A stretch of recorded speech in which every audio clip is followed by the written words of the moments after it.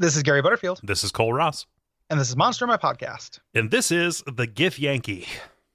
Which are not adequately different than the Gith. Not at all. God damn it. There's a monster in my podcast. This week sucks. It's so bad.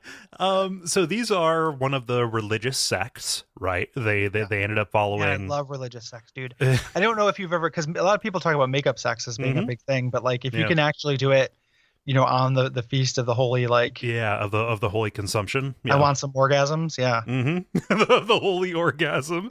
No, you get some of that hole in a sheet sex. So mysterious. Man. Yeah. Ooh. But so these are the Gith again. There was this woman named Gith who rose up and freed her people from the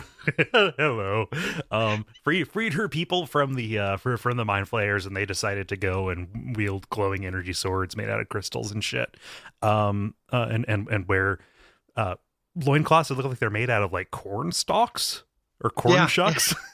Yeah, they've got tamale dicks. They got a real piece of tamale dick. Like you just lay down your floptercopter into a husk. It's a fucking mealy mess inside. Oh no, this is a nightmare.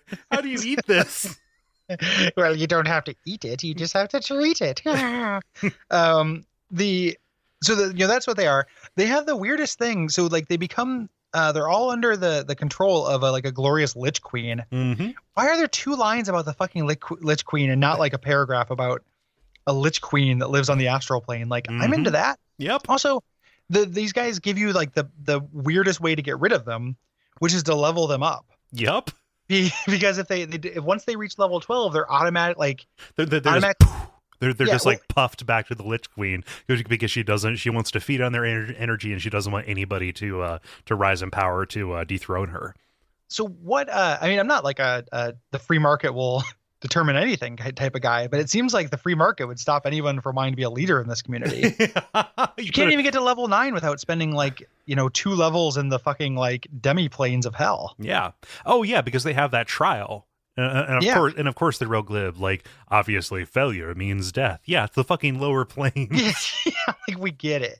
So, but like, it just because you saying it like doesn't make it make sense. Mm-hmm. You know, like I don't want to harp on this, but this is the first time we've recorded this episode since I've been reading the Volo's Guide thing. Yeah, and like, boy, does it do a better job of making monsters make sense. Yeah, like that's your job, Monsters Manual. Yeah, that comes tomorrow actually for me. I'm very excited. It's very cool. Yeah. But so. You know, the way to get these guys is to level them up. And so you just have to Zap Brannigan them, like send a bunch of like low level guys, you know, for them to kill like corn chips. They don't even realize how many they've gone through until ding. Or the peaceful way to do it. I was trying to think of like the gamesman way to do it is that in 2nd edition D&D you still got experience for getting gold. Oh shit, yeah. So you raise tons of money, you give them to them, they die, you take your gold back. And you just do that until every one of them is like a thrall of the Lich Queen. You just like set up a booth that's just like free 10,000 gold. You should write a webcomic about that. Like that's really, that is a solid three page arc. That's a real 3-panel number in Dragon Magazine in 1996 with all kinds of little annotations that tell you where to look in the rules for why this would work. Yup. Oh man, Knights of the Dinner Table. We haven't gone enough. That would be a pretty good way to end it. They also give these things real stupid names for all of their jobs. Yeah. Galakthek.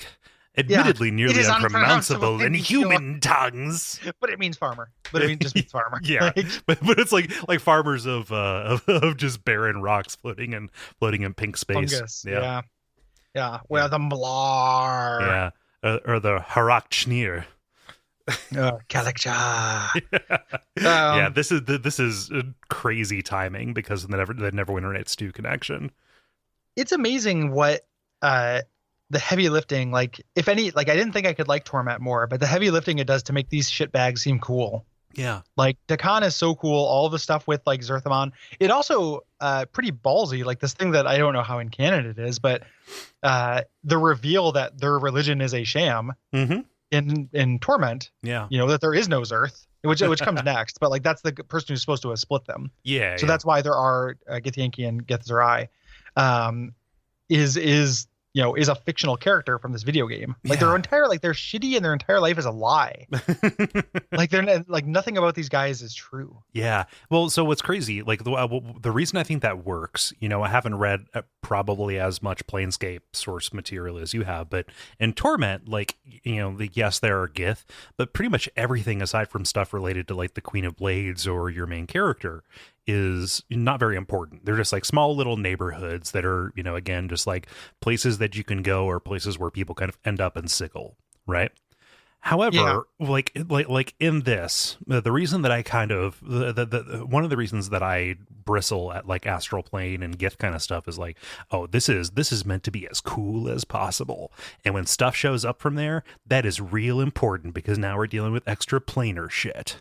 Yeah, it's like it's so out of place that it just kind of like asserts itself in a very unpleasant way to me. I had a very like I don't know what the word is for it. We talked about like the reverse fantasy or whatever, like the daydream. Just imagining a scenario that's not necessarily something you want. Mm-hmm. Reading this entry where it was about how their cities are described, and like it's very rare that a human gets to go into one of their cities.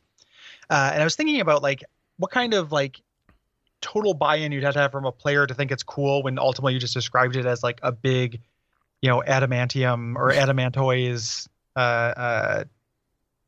building. Right. It's like there's nothing cool about them.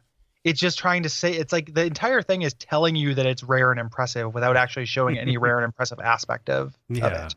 Yeah, and like the elemental kin or whatever, it was much cooler because they're talking about a whole continent of like underground maze. Yeah, and just had a sense of flavor to it. Yeah, and flavor is important. Mm-hmm. As previously mentioned, flavor is extremely important. Like. Yeah. Oh boy, Gary, we got serious. I don't know how to end this. Yeah, I know. That's the thing is we like I gave us that gift with that Knights. And to be fair, Knights of the Dinner Table is actually the name of a comic. I didn't make that up. Oh, I wish I had. Yeah, that's we can end on your deep disappointment in me for like. But I feel like I should disclose. Okay, I'll take that sound again. Ethics in game journalism. Ugh. Brought to you by our backers at patreon.com/duckfeed.tv.